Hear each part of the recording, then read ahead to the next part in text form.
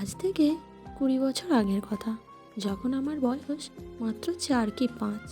তখন সবার বাড়িতে ফোন ছিল না। এখন 8 থেকে 80 সবার হাতে স্মার্টফোন এবং স্মার্ট ওয়াচ।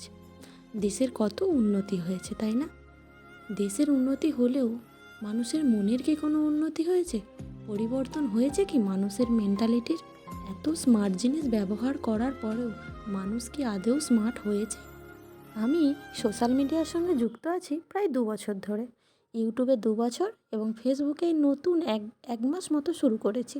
ফেসবুকের টুল সম্পর্কে জানতে জানতেই আমার 1 মাস কেটে গেছে। তো যাই হোক, যেটা বলার ছিল, এই 2 বছরে প্রায় কম বেশি সবাই জেনে গেছে যে আমি সোশ্যাল মিডিয়াতে ভিডিও বানাই। কিন্তু এখনও যখন আমি রাস্তা দিয়ে হেঁটে যাই, তখন আমায় দেখে মানুষ এমন একটা হাবভাব করে যেন আমি কতও না বড় অন্যায় অপরাধটাই না করে ফেলছি।